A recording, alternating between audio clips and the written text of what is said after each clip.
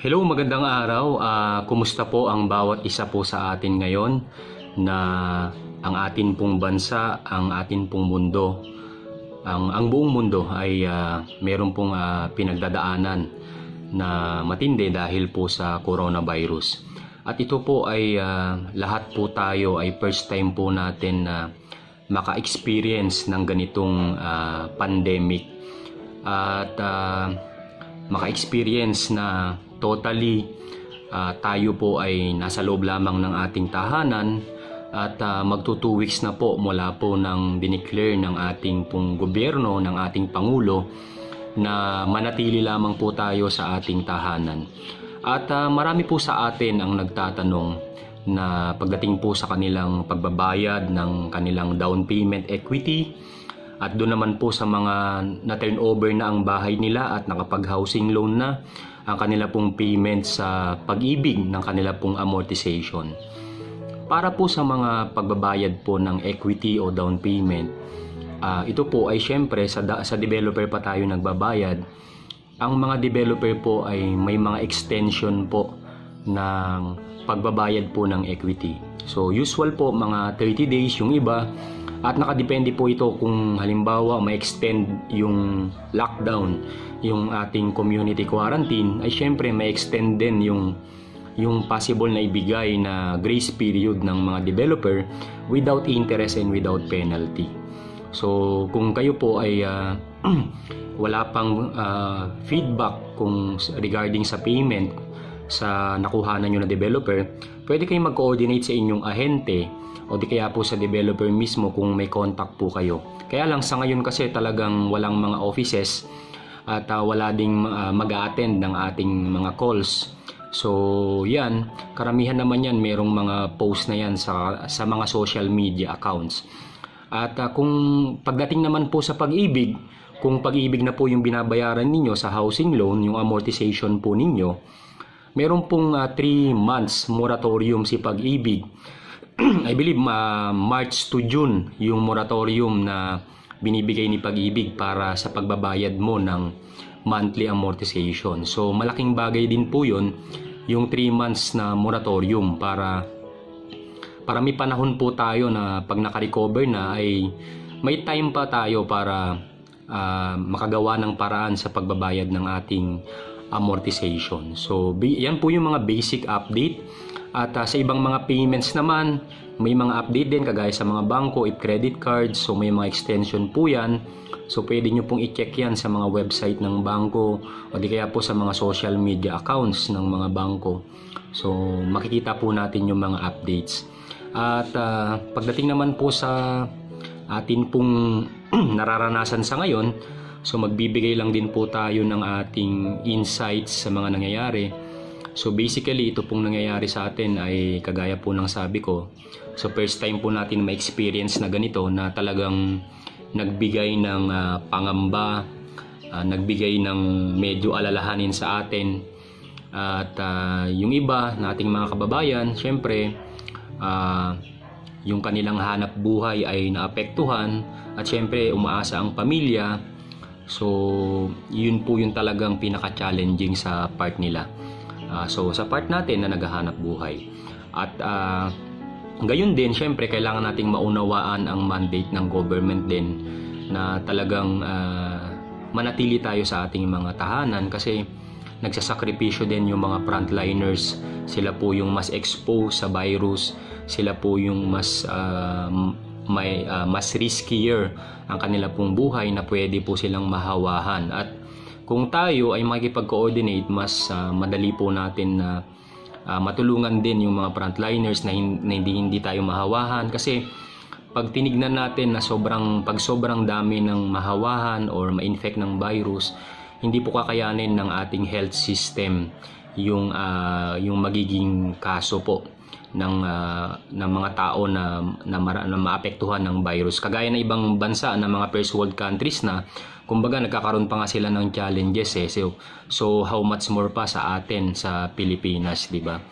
At alam naman natin na marami na ring mga frontliners kagaya ng mga doctors na nasawing palad din dahil po sa pandemic na to. At sa kabila niyan, syempre tayo ay optimistic naman na malalampasan ito ng ating bansa, na malalampasan ito ng ating mundo.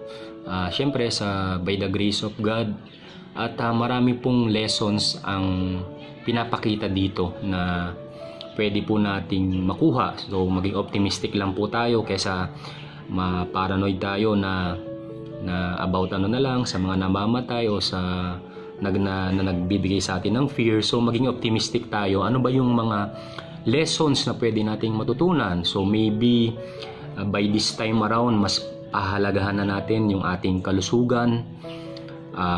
By this time around, pahalagahan natin yung ating pamilya, pahalagahan natin yung ating buhay, our life itself, na maiksi lamang ang buhay and anytime pwede tayong mawala sa mundong ito.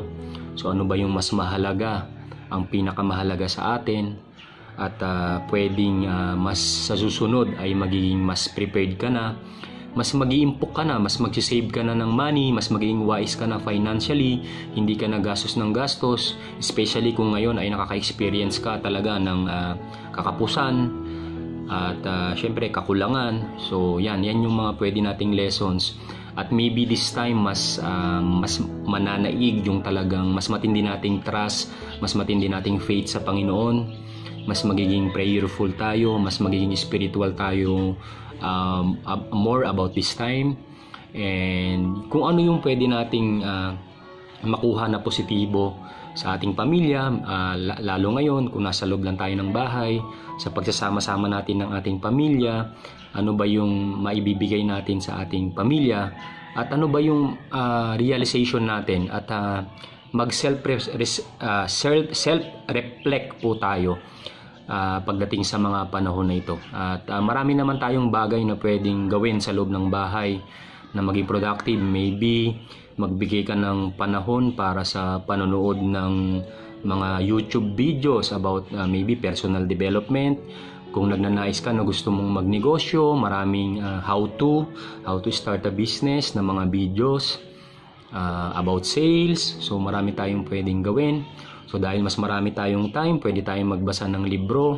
So i-feed natin yung mind natin about more sa ikakalago natin, ikakagrow natin as individual, para po pag naka-recover na tayo, naging normal na po ang lahat, ay mas handa tayo sa hinaharap, mas magiging better person po tayo.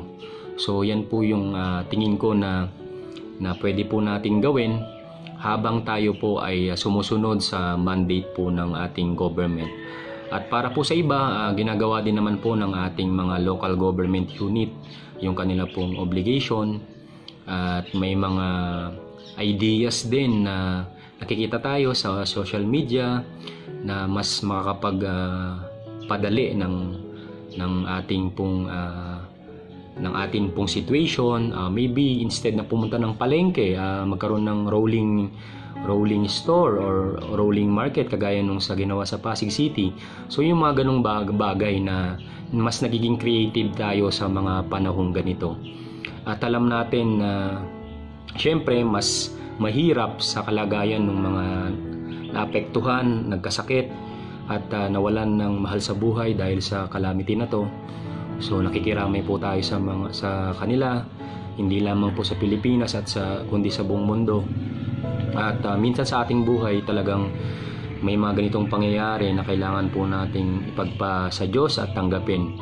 So yan po, ingat po tayo, maging pangalagaan po natin ang ating kalusugan, maging updated po tayo sa mga balita.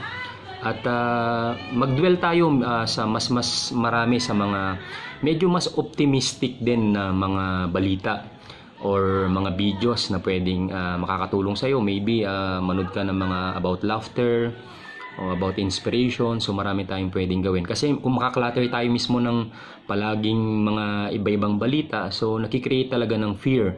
So even me, in the last few days, nung nag-concentrate ako sa mga balita about sa mga namamatay or whatever, so medyo nag-create ng fear sa akin, kaya binago ko yung aking mentality. So nag-concentrate ako sa mga panonood ng mga comedy, panonood ng mga inspirational videos na pwedeng may matutunan ako. So, yun yung ginawa ko para mawala yung fear ko at mas nag-concentrate ako doon. Of course, mayroon pa rin mga balita, nakiki-update pa rin po tayo, pero kumbaga, pag mas marami yung about faith, about healing, about motivations, inspiration, so mas magiging kampante tayo, mas maipuput natin yung trust natin kay God na all will be well the soonest possible time, at in God's time, hindi naman tayo pababayaan ng Panginoon, malalampasan din natin ito. At